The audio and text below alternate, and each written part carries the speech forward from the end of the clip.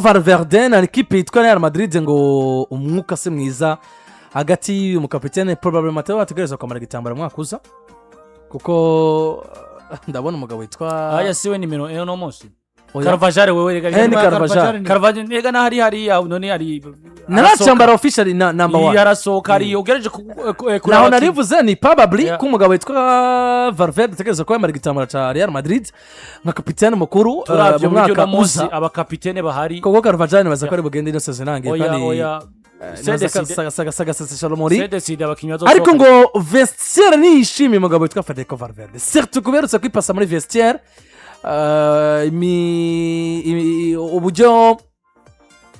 ngo yashikanye n'umugabo witwa Tchouameni ngo yerekanye comportement zitameze neza ndetse marka bageze kure aho bamwemeza ngo hashobora kubaho des sanctions disciplinaires zishobora gufatwa ngo nyuma ya saison Vini kaba yo kwambika igitambaro mu yandi majambo Vini akavansa akajimbera Federico Valverde kuko niwe yamukurikiye kapitene mukuru Vini wakurikira umugabo witwa Fede wewe na Thibaut Courtois ni babayare galite komenga ni saison y'indwi azatangwe saison y'umwana aho mengo Thibaut Courtois imbere ya Vini oya ni Vini sasa mutebo ni araje ko tachamba ibari nyuma ya Vini ibari nyuma ya Vini of course ariko nibaza ko ahantu ashobora kuba arabaye kuduza Vini n'ubundi ko Thibaut vyanga bikunda ifakora gusaba umugabo bashitse une saison avant ya Vini ursure nibaza ko turaza kubira neza kuko saison 19 ariko sibaza ko Madrid bukora iryo kosa kuko nibaza ko biri suppose uburyo bage barinjira muri club ariko wibuke saison 19 basuzugurwa na equipe yitwa Ajax Amsterdam Vini nivyo yari muri equipe mugabo yari akiri wa mukinyi aca muri la Castilla kaduzwa muri equipe ngo muri Flamengo mugabo yitwa Courtois yari mukinyi avuye kwa Chelsea ya saison basuzugwa ariko yari indiscutable mu igori nyubwo equipe itaronka alone ongira Chelsea nimba barabinga utanga kwashika nimbari ni uko yari Castilla none nk'ubu kwaza saison za Rodrigo chwa zingana na Rodrigo process yayiciyemo gukinira Castilla ukadugwa no mu bakuze n'iki mugabo uravye Courtois yashitse 2018 ari Vini yacizwe muri la Castilla Vini ari umwanya yaciye wana Rodrigo muri Castilla muri Madrid Rodrigo yabaye umwana wa Castilla cyane kuko ari ndibuka muri Castilla uri match ya mbere bakinye ari abakinye bitandukanye n'uburyo Courtois yinjiye ari direct mu izamu rya Real Madrid urafashe na matière maturité unamusoko ukagwa Vini brasara oya kwa Madrid nasanze vy'igitambara ntibifata oya ivy'igitambara ntibifata man responsibility ufise ngo responsibility ariko ni batora ntabwo batora na n'umumenyereza wa decide ariwe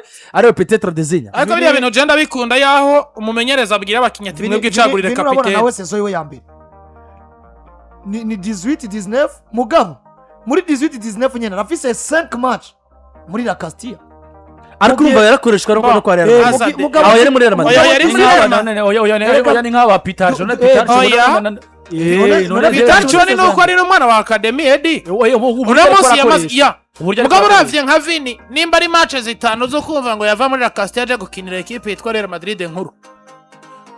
Vini nkanda mufata nko yari mukinyi wa equipe nkuru direct uravye Rodrigo hari nkino za UEFA Champions League basohokana akaja gufasha club aziko na la Castilla zo mukenera kandi umwaka wose reka turabi haru ico bivuga sivyo Vini muri yo saison Vini ninja ari 18-19 hari oya Zidane yaragiye ko Zidane babanye kuri iriya ncuro Zidane yagaruka muri 2020 niyo basubiye kubana reka turabi haruro kuko kirege yakinye 30 match mu bakuze akina 5 match muri la Castilla de Vini ni tariki 12 kwezi kw'indwi 2018 yatanguranye rega saison 18-19 mugabo yayitanguranye atari umukinyi wa 100% wa equipe nkuru donc ashobora kwifashishwa muri equipe no imugiye bikenewe mugiye Courtois nico nariko ndaza Courtois yinjiye direct ari umukinyi ategerezwa gukoresha muri equipe nkuru navyara Castilla ni wantu ngaruka bavuga ngo peu importe uburyo bimeze wowe vyanga bikunda Thibaut Courtois profile yinjiranye mwinjiriye rimwe uri Vini sinumva meme na maturité bafisha nivyo bahaye sinumva ko banganya saison no musi Vini yo kwambara brasara na oya na Fede icyo ugiye gushingira kuri cyo na Fede ntayo yo kwambaye oya Fede rafise saison rega imbere aza mugabo hari kintu kuritiranya début de contrat mugabo witwa Thibaut Courtois ni tariki 9 kwezi k'umunani 2018 Nurse Vini yarakoreshwa muri Castilla magana muri equipe nkora gakino oya binje muri mercato imwe rega muri mercato ariko amasezerano ntabwo namwe profile binjiranye erega on compte ko Vini ari imbere ya Thibaut Courtois on ivuga ko umukinyi wa Madrid yasinye imbere bivanye nuko ari muri Brazil urazi ko champion yerekana aha c'est ça erega nico kigonta yashitse nayo imbere oya none gushika Ese imbere ikindi gikombe kuza- Jesse nibaza ko Mike aza kwa Real Madrid akonta ingene umukinyi ingene binjiye saison par saison nico gikonta mugabo nta Nta saison kindi? none vina vise saison y'imbere ya kure ni imisi Binji- ro 12 z'ukwindwi ro 9 z'ukumunani c'est tout biratahuritse muri debut ya contrat uburyo none asaza ubona gutanze ukwezi ahantu nico gituma nkunda ama ekipe umumenyereza abwira abakinnyi ati peut-être ushinge swat yaba jewe ngire ndezinye uzoba kapitene wanyu swat icara mutore tutarinze kuvuga ngo urumva ngo nakaje umunsi uyu n'uyu aha Kuko iyo uravuga responsibility umviriza kwa Arsenal cari kimaze imyaka umviriza kiriko nako- cambara Gabriel Magalhaes nk'umukapitene agira kabiri ariko abakinyi bibwiriye umugabo witwa Michael Arteta twebwe tugomba gutora kizigenza agira kabiri yitwa Declan Rice S2 oya hariya bivaye n'umuco jeri ariko karone ko ndaguha vini muri iriya saison afise 31 match muri equipe nkuru na 5 match muri equipe y'abato sinumva ko rero yakinya umugabo muri yitwa saison Thibaut Courtois afise 35 match muri equipe nkuru muri iriya saison Konse 31 na 35. Mike tumvugana kino kintu erega mwamwagaze kuri responsibility oya ko debut naba debut du contrat hama mve ko Real Madrid watanze uyundi ni washingirwa ko c'est tout ubuse hagati ya Mastantuono n'umugabo dufate Mastantuono na Carreras na Trent canke Trent basi dufate Trent we yakinye igikombe cyiza Yeah. hagati ya Mastantuono na Trent aba nibinjire muri saison bije aha ushobora debut du contrat c'est tout nta kindi bara ubu rero umugabo usanze Mastantuono ari imbere akaba kiri muri Madrid yo chamba ero suri kimwe akareka na vini ya chamba imbere ya Thibaut Alexander Courtois Arnold yinjiye imbere ya Mastantuono kuko igikombe cy'isi yaragiteye Aha, niko of course. naza mugabo naco uno munsi Trent yofata abwire Mastantuono ngo ninjiye imbere yawe kandi mwebwe saison mwinjiriyemo ari imwe erega mwari cyo mwa Oya. contrat jena ivyo nda responsabilité ni zimwe ariko debut du contrat afite kivuga niyo mpamvu vina ari imbere ya Thibaut Courtois baraba contrat baraba saison baraba contrat aba binjiriye rimwe nose ko cyambaye imbere wowe winjiye mu kwindwi undi akinjira mu kumunani muri mercato imwe Oya, y'umuci nanje ndavye debut du contrat umugabo witwa Vini yo chamba imbere ya Thibaut Courtois c'est tout nta kindi ubwo ni debut du contrat bisiguye mugabo ushingiye kuri responsabilité mana yanje bwana shakana na Fede national mwambika mfise Thibaut Courtois muri leadership national mwambika oya Fede no kimambika kubera ko Fede numwe mu bakinyi baronse shingiye muri responsabilité national mwambika imbere ya Thibaut reka Courtois nanakwereka igituma mugabo kubera responsabilité ko bikunda debut du contrat bivuga Valverde aracamba igituma responsabilité bikunda ni umwana wa La Castilla avuye muri Peñarol atizwa muri Deportivo La Coruña adugira ahantu hari hadugiye umusore nka Marcos Llorente wa Atletico Madrid biba ngombwa ko bamenyereza bose bamuri abo maso bakavuga ngo turafise umugabo witwa Kroos na Modric na Casemiro mugabo wewe hano fe ndofe uzogira gute uzoshikirwa niwo mwakinyagize iyo matirite bivanye n'aba bagabo bari bamukikuje rimwe na rimwe bakavuga ngo hotuma yicara Rodrigo Fede agakina nk'umukinyi wo ku nimero ndwi canke niyo tubuze umukinyi nomero zibiri akaza canke nk'umukaseri canke nk'umudisi canke ukabona ngo yarasiragora inzizo iyo matirite yayigize hakiri kare matirite yagize mugabo pana imbere ya Thibaut Courtois iki gitambaro umugabo yitwa Federico Valverde aba yambaye ndagera n'igitambara nka Kimmich aba yambaye cyangwa nk'igitambaro wa Nicolo Barella wa equipe ya oya je hano nogira Thibaut Courtois still kuri leadership kuko nzi ko ama equipe binashoboka ko umukinya ko umunyezamu yambara igitambara kandi bikaba bi physically fit atakibazo na kimwe ariko Vini aracambaye safe capitaine tugaruke kuri Valverde uno munsi mfata ko responsable kwa Madrid jewe ni Fede gusumba abata tugaruke kwa ari ku mugabo witwa Federico Valverde ariko yagirizwa amakosa na vestiaire yiwe gushikaho bifuza ko ashobora no kwirukana muri equipe yitwa Real Madrid ariko markayo ivuga ngo ashobora kuba des sanctions disciplinaires à la fin saison zomutuma Vini aba avance kuri Capitana mu mwaka uza Vini akambara Capitana bivanye n'uko uyu mugabo ngo babona esprit ya leadership ishobora kuba iri hasi sero n'ivyabaye beruka muri vestiaire ashikana n'umugabo witwa Aurelien Tchouameni kubera ko nari navuganye imbere gaho gato navuganye na Landry Rukundo arambwira ati genda charide kuraba yuko Landry Rukundo mu Real Madrid yuzuye arambwira ati ndacharide kuraba ko Tchouameni akina classico ati ninasanga Tchouameni yemerewe gukina classico ndaze gutahura ko umugabo witwa Valverde yakoze amakosa aremereye gusumba ya Aurelien Tchouameni oya vyo uravye ibinyamakuru vyanditse ukaraba comportement vestiaire ya equipe ya Real Madrid biragaragara ko umugabo yitwa Fede rino kosa riramwagira gusumba Tchouameni nubwo bivugwa ko Tchouameni ari we yamukubise box bivugwa ko Tchouameni buriya yafashe iriya decision arambiwe kandi ugarutse ko umuntu gweze bivugwa ko deja mu entraînement yari amaze imisi aba ari ukuntu ngo Fede yagumya provoke umugabo yitwa Aurelien Tchouameni uno munsi ukaraba za marka n'izindi zandika zivuga ngo n'imiburiburi ibice byinshi ku ijana bya vestiaire Real Madrid n'ubundi barabona ko still umugabo witwa Tchouameni yaguye muri piège ariko nyirabayazana uwatumye ayo makosa aba ari umugabo witwa Fede. Rero ugarutse kuri Fede en tant que capitaine, iyo uguye mu iri kosa navuga ko ndayagana umwe mu bamenyereza bakomeye hano mu Burundi arambwira ati ndiko ndagwana no kurokora equipe yagira ikoroke ati nijyo jyambere binshikiye je mu mateka ati aha ni naho urangwana no kugira gute gutwara igikombe canke kurondera igikombe kucicaje kuja kurondera igikombe. Arambwira ati rero ndiko ndategura match nabaye oblige gufata amafaranga yanje y'umushahara mbwira abakiye ati kuri prime babahaye ndayigwiza kabiri. President arambaza ati wowe ko tuza amahera tuguhemba n'ukuntu bayo niki bigenda guta yabwiye president hako nandikwa mu mateka ko jewe ibyo nakoze byose nkoroye equipe notuma mba nahemba ncavuze page yanje yambwiye ati kucafo ukurasa ncavure page yanje notuma ndeka guhembwa ukwezi ariko nkabona ko ako kazi ico gisebo kize gute kimvuye corona Fede deje ino kayabaye bikagaragara ko ari we yaprovoce kenshi gashobora ko reja ni Tchouameni hamugacuraba muri ririya tangazo giwe ryose ukuntu yarizanye avuga ati j'étais censé de m'exprimer sur les réseaux sociaux à la fin de la saison. Bivuze ngo deja niyo ino kayitaba hariyo probabilité yuko twari kubona Fede agwa muri piège yo kuvuga ibitaroranye nka Capitana Real Madrid akavuga ibintu buryo butameze kuko kugeza ubaguma ko yansista uravye mu byo yatangaje bigaragara ko ari umwe mu bantu bababajwe na saison blanche igira kabiri kwa Real Madrid probablement byarwo bibunaniye kudijera akavuga nabi. Oya iyi sense de responsabilité rero barashobora kubona ngo kumenga n'ivyakomera hari ubuzova nanigwa kwihangana. Aha nikindi gihe peut-être ikinyamakuru football gato coco naho nashaka gutoneza randi singuciriyemo nagomba twanarize d'abord Valverde ubujya tumuzi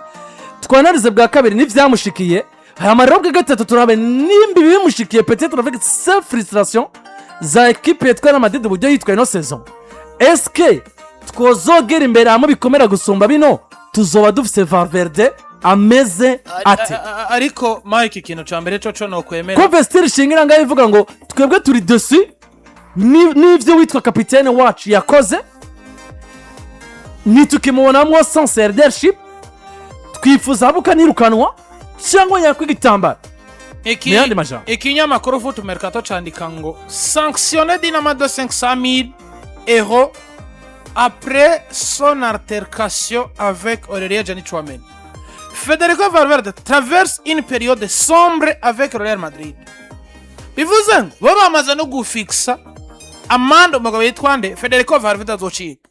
ibihumbi 500. ari nico kimwe na Tchouameni mugabo bakavuga ngo nico kimwe na Aurélien Tchouameni mugabo bakavuga ngo equipe yitwa Real Madrid ishobora kubigiye gufatira ibihano bana bahungu uzokwagirwa n'ikosa bitari bwigera bifatwa muri club yabo n'umunsi. Radio Marca ivuga ngo biciye ku munyamakuru wabo yitwa Ramon Alvarez bamwe mu bakadre canke bamwe mu banararibonye babakinyi baciye muri equipe yitwa Real Madrid barekrama bavuga ngo umugabo yitwa Aurélien Tchouameni umunyayirigwe tuvire muri equipe kuko Aurélien Tchouameni nako Federico Valverde merci tuvire muri equipe inochi. Un sujet qui reste toutefois très sensible dans les hautes sphères madrilènes. Niyo sujet ihari muri kano kanya kandi shobora no kuzokumvigwa. Jewe ngerageje kuraba Federico Valverde nka kizigenza yakoze amakosa yitwaye nabi, ariko kwitwara nabi kwa Federico Valverde ni kosa ridasanzwe. Uri kizigenza wa equipe niwe agomba kubera karorera abandi. Mugabo uwagukora ikosa gusavye pardon uranse noneho binarangiye hatotse igifunzi kubera iki kuncurigira kabiri kubera wewe des jours successifs. Ariko niyo Federico Valverde yakagomba kuba yo kwagirwa na rino kosa vyoba vyavuye ndayite frustration y'ibihe bariko baracamo din palui. Ariko di notre part je ndazi Federico Valverde no muri mushwanya erega Landry ndakwibuka mwibuke match ya Villarreal na Real Madrid niwo byobaza gusoma abandi bose muri vestiaire niwe bigomba kubabaza kuko premièrement tuyishize muri context womengo yo kwishira ko pressure kubera ari kizigenza wa equipe ariko dinote nimba wo kwishira ko pressure ni igiki kigusunikira kumva ngo mugenzi wawe mwagiraniye amakimbirane yaje arakubwira ngo pardon witwa kizigenza wa equipe urafunga umutwe aramubwira ati ntibikunda kugera n'aho abakinyi babakikoje bavuga ati bino bimaze igihe no muri entraînement hamaze igihe haboneka ibintu bivuga ngo Federico Valverde araprovoka Tchouameni harashobora kuba harakatagenda neza hagati yabo Tchouameni agahunga rero musibiriza vya explose bikaje habonoka giyongumu uriko arumva uburemere bw'ikosa ryahabaye bokumva ngo Tchouameni yarengereye mugabo wakubiswe ngo muryari wayikubiswe bivuye kuki ivyo vyose iyo bimaze kugaruka tugasanga umugabo witwa Federico Valverde yagigwa n'icaha agomba guhanwa mugabo jewe Real Madrid no munsi nigendera kuri bino vy'abakadri kavuga ngo Federico Valverde atuvire muri equipe ndi mu bantu bahagaze ku ruhande ruvuga ngo bazoba batwaye ibintu mu nguvu zirengeye ko vyagomba kugenda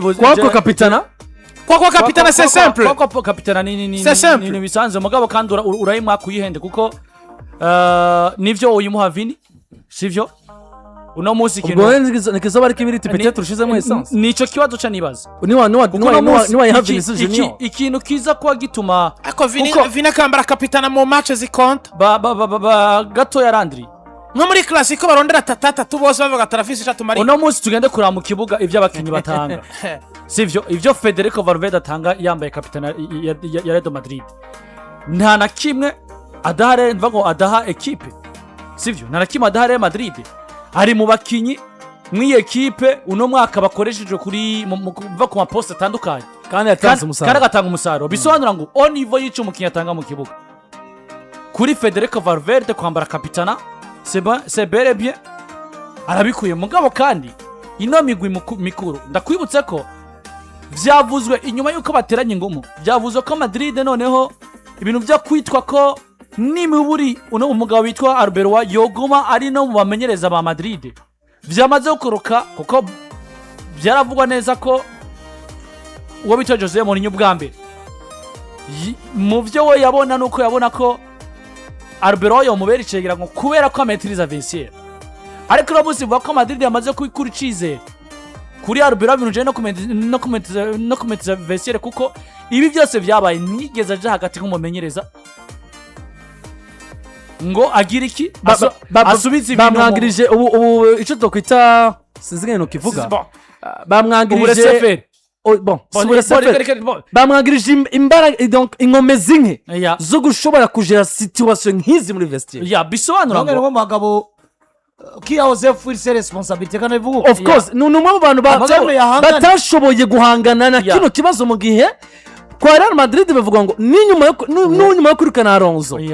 resultambi upeya n'umumenyereza bisobanura ngo nawe avyishira ko muri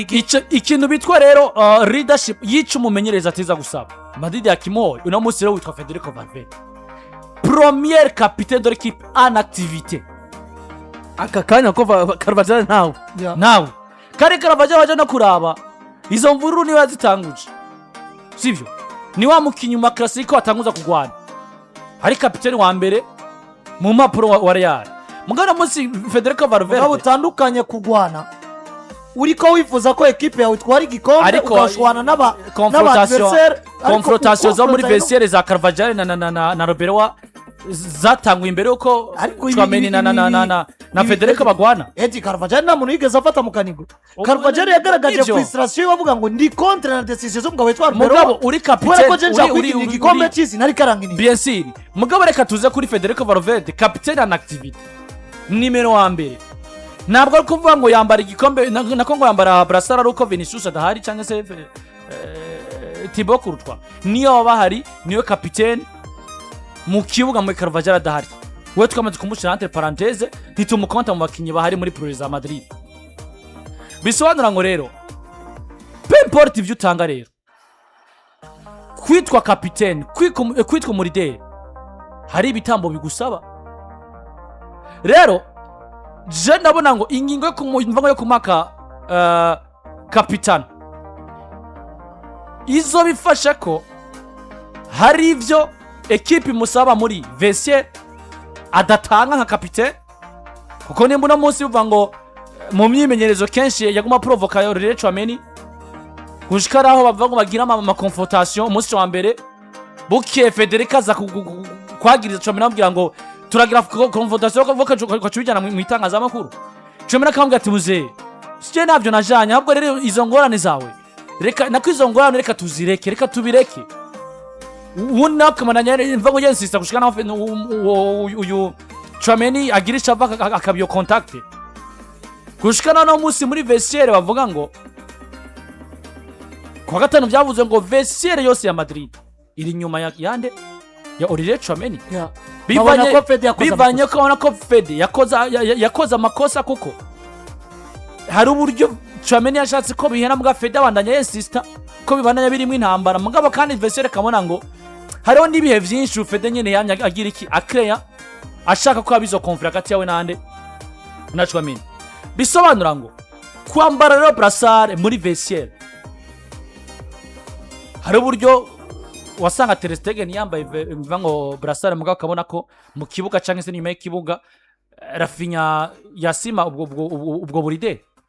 hari no buryo wasanga Ter Stegen yaba ari mu kibuga ugasanga brassard mva ngo brassard par exemple gusa bayambitse bayambitse Rafinha je ngomba gushika hano ngomba kuvuga ku mwaka brassard ukayuha uwundi mukinyi ari capable yo kuzorida iyo vestiaire jewe no ariko ukamukipinga gusoma kumusohora kumbwira ngo usohoye umukinyi mwiza wa Madrid no sezo kuko aho Madrid yageze kure ni Federico Valverde City yayikuyemo ino City yabaye victime na Federico Valverde mwiza gusoma Mbappe mwiza sude mukinyi mwiza kwa Real Madrid umukinyi ushobora kubura Trent na Carvajal akaguha nibyo niyo guha ivyo Trent yo guha ameze neza mugabo ukabona ngo ndamujije ku nimero 2 ntaco nicuza ivyo wategeza ko marabihima umukibona ngo nta mu nimero nta mukiye umusatirizi ku mpande iburyo ku nimero 7 akabiguha umukiye ashobora kugukinira poste 3 umukinyi no munsi nemeza ko afise tempo ya Madrid hagati mu kibuga edi kubganje jewe yo bari kosa Madrid bo kwicuza basoye mugabo bitwa kubganje stira kantu je mbona karagara ko kumva ngo Madrid mbere yo kushuha umutwe wimvira ngo ninde kizigenza nyuma y'ano makosa ya Fede nimba rero Mafede ataza kubasohotse ibisigaye Madrid yindura mentality rondera umumenyereza mu responsibility ibintu by'umuco birasaba ko Madrid babivako zana umumenyereza avuge ngo jewe muri vestiaire yanje naka ile responsable nka jewe nka kuko ibi bintu byuko sotsa abakinyi batora mu capitaine cyangwa umukinyi isanga ari capitaine kubera ko ngo yashitse imbere y'abandi nubwo ataba ari capable kwazira izi responsibility ibintu biri ampere archaïque ku bwanje igituma mvuga ko biri archaïque les amis duvugisha ukuri uno munsi ndamenyereza ego nituzi attitude nk'abantu babana nawe mugabo nimba hari igihe abinyamakuru vyanditse bivuga ngo hari n'igihe natwe ubwacu nk'abakinyi bakina na Vini izi confrontation ziwe hagati yawe na twebwe yawe n'abahagarikizi yawe n'abadversaire n'ibindi bigiye bitandukanye biraturuhije ukabona ngo est-ce que Vini il mérite réellement de porter le brassard yobwira ijambo undi bakavuga ati nous devons nous battre pour cette équipe peu importe les circonstances senibaza ukabona ko iyo responsabilité muri Vini ntayo nimba umugabo yitwa nka Michael Arteta harageze igihe ngo Odegaard twamuronse nk'inizanya ariko nyuma yo kumugura burundu tu dois porter le brassard équipe Arsenal peu importe abo hasanze nuko ari niveau yamubonye yo kujua iyo role nka kizigenza rero mvuga ngo ariya Odegaard nika yambaye batunze Granit Xhaka kandi kwa Capitana ntabwo bihagaze ntabwo bihagaze ku mwaka ntibihagaze no kuba uri n'igikinyi kiri foro cyane muri ekipe gituma navuze nkibona Arsenal bari kugura Declan Rice intera ndayimu wibuke ko kuri Arsenal hari situation zari paje kuba Capitana nk'aba Granit Xhaka amabrassard bayata hagera igihe bwa ati wewe ku myaka yawe mike uri Martin Odegaard brassard uzogira gute uzoyambara muri projet yanshasha hari impamvu rero naho ngaruka nkavuga ngo Madrid nimura mustuza tukavuga ubu buryo ifata abastare bayo ikabagira abashushu niki ukananiza umumenyereza mugabo bakavuga ngo umusare nakogwako niyika bakayijera nabi nibe responsabilité y'umumenyereza gusumba abandi ushobora kumumenyereza naka akaba ari kizigenza kubera ko yashitse imbere y'abandi mugabo niko na munsi iyo communication igomba kuba hagati yawe n'abakinnyi biciye kuri kapitene ntayasire nka kizigenza. je ntabwo bari ikibazo cyane muri bijyanye no guhererekanya ibijyanye na kapitana, habwo stile n'ubundi muntu ikibazo mu bijyanye na vestiaire n'ikintu kijyanye n'ijambo rinini rifise amakenye gusoma umumenyereza. ikintu gihari kuko ikintu kitakosorwa n'ubundi kizama kinya problem itera chute muri vestiaire ya Madrid. ni vya bintu